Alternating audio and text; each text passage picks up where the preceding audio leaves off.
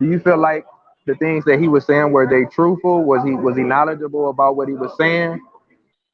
Hmm. I think Kanye. Well, I had the opportunity to interview Kanye. I got the connection through a brother by the name of Wack. He brought Kanye onto Clubhouse. And when he brought Kanye on the Clubhouse, he had called me, said I could come in and interview him and ask him some questions.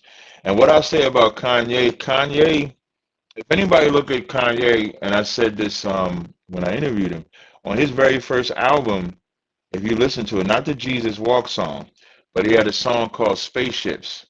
And on the song Spaceships, you can kind of see he was already on a vibe to want to follow after the God of the Bible. And maybe his either his desire for fame, or maybe he didn't think the people was ready to receive what he was going to say, or maybe he had his own things that he was fighting, because we do know, he ended up marrying a white woman. He ended up remarrying a white woman. So maybe there's his own demons or whatever he was battling with. But at the moment where he decided to say something, you can't say that he was off, because his statement said that we just want to be Jews too. So he wouldn't be an Israelite like me, where I'm exclusive only to my people. He was simply saying that what they had should be shared. And so what I think what it really showed is that they don't want to share with anybody, and I'm not saying that they should share. And they're willing to destroy this brother. But and on the flip side, I commend him, because from what I've seen so far, he has kept his stance strong. Even though he still married a white woman, which I wouldn't have agreed to. But even though he did that, he still is standing on his stance. He hasn't been. He reminds me of like the hip hop Dave Chappelle.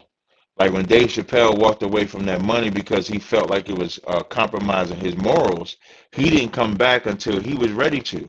And then look at how we look at Dave Chappelle. We look at Dave Chappelle as this super intellectual brother standing for what he felt was right.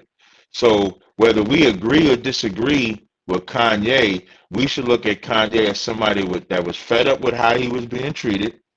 He took a stance spiritually and economically. And the fact that he's still fighting for it, I think that it speaks volumes to him believing that his position is valid.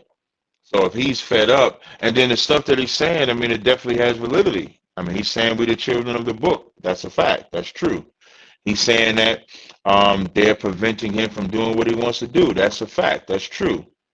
So I think that more people should stand. Like, I'm not talking about like standing with Kanye with every single thing that he's doing, but the fact that he wants to make his stance like everybody else is allowed to make their stance, I think that should be supported. Yeah, yeah, definitely. I mean, Dave Chappelle, he lost out on a lot of money, but he seemed like he done made that money back. You know what I'm Hmm. saying? And it was Yep. all worth it, and he got his respect and his manhood.